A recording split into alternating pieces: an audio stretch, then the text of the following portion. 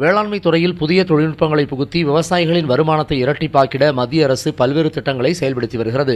1 கோடி விவசாயிகளை இயற்கை முறையிலான விவசாயத்திற்கு மத்திய அரசு அழைப்பு விடுத்துள்ளது. இந்த நிலையில் பழங்குடியின மக்களின் விவசாயத்தை மீளுருவாக்கம் செய்து டிஜிட்டல் மயமாக்கப்பட்ட மதிப்புமிக்க வேளாண்மை தொழிலாக மலைவாழ் மக்கள் மேற்கொள்ளும் வகையில் நாமக்கல் வேளாண்மை அறிவியல் நிலையம் மற்றும் கல்வி நிறுவனங்களின் சமூக பொறுப்புணர்வு திட்டத்தின் கீழ் நாமக்கல் மாவட்டம் கொல்லிமலையில் பொலிவுறு மலைவாழ் வேளாண்மை திட்டம் ஸ்மார்ட் டிரைபல் ஃபார்மிங் ப்ராஜெக்ட் தொடங்கப்பட்டுள்ளது. மலைவாழ் மக்களுக்கு கல்வி, பயிற்சி, திறன் மேம்பாடு, ஸ்மார்ட் விவசாயம் குறித்த பயிற்சிகளை வழங்கும் வகையில் பன்னோக்கு மலைவாழ் மேம்பாட்டு மையத்தை தேசிய தகவல் மைய முன்னாள் தலைமை இயக்குநர் பேராசிரியர் மோனி மாடசுவாமி தொடங்கி வைத்தார். நிகழ்ச்சியில் பேராசிரியர் மோனி மாடசுவாமி, நாமக்கல் வேளாண்மை அறிவியல் நிலைய தலைவர் டாக்டர் வேல்முருகன் உள்ளிட்டோர் கொல்லிமலை விவசாயிகளுடன் கலந்துரையாடி மலைவாழ் மக்கள் புதிய மேம்படுத்தப்பட்ட வேளாண் தொழில்நுட்பங்களை அறிந்து கொண்டு வேளாண்மை தொழிலில் ஈடுபடவும் புதிய ஸ்மார்ட் மலைவாழ் வேளாண்மை திட்டம் குறித்து விளக்கமளித்தனர். அப்போது வருகின்ற 2027ஆம் ஆண்டுக்குள் ஸ்மார்ட் மலைவாழ் வேளாண்மை திட்டம் கொல்லிமலையில் செயல்படுத்தப்படும் என தேசிய தகவல் மையத்தின் முன்னாள் தலைமை இயக்குநர் பேராசிரியர் மோனி மாடசாமி தெரிவித்தார்.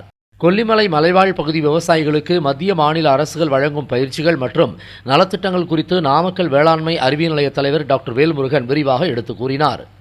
நவீனமான மலைவாழ் வேளாண்மை குறித்த இந்த கருத்தரங்கம் தங்களுக்கு புதிய தொழில்நுட்பங்களை அறிந்து கொண்டு அதன்படி சாகுபடி செய்ய விழிப்புணர்வை அளித்துள்ளதாக கொல்லிமலை விவசாயிகள் தெரிவிக்கின்றனர்.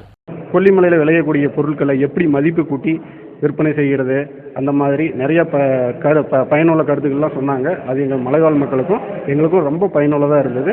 ஒருங்கிணைந்த விவசாயம் பண்ணிட்டு இருக்கிறேன். ஆடு, மாடு, கோழி, பண்ணை, மீன் சொல்லி பண்ணிட்டு இருக்கேன். இந்த மாதிரி வேல்யூவேஷன் வந்து இது நாள் வரைக்கும் கொல்லிமலையில் இல்லை. பலாப்பழத்திலேயோ இல்லை அன்னாசி பழத்திலேயோ இல்லை.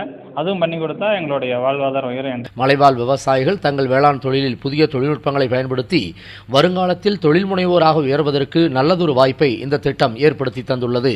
நாமக்கல் மாவட்ட செய்தியாளர் எஸ். கண்ணன். கொல்லிமலை தேன், கொல்லிமலை பெப்பர், இது 3 பேசப்படும். இந்த வருஷத்துல நாங்க கையில் எடுத்த முதல் 3 தீமா இதை எடுத்துக்கிட்டு இங்க வந்திருக்கிற ஃபார்மர்ஸ் எல்லார்கிட்ட இருந்தும் அசோசியேஷன் ஃபார்ம் பண்ணி நாங்க கேட்கிறோம். அப்ப நீங்க காஃபி ஃபார்மரா இருந்தா காஃபி ஃபார்மர் அசோசியேஷனுக்குள்ள வாங்க.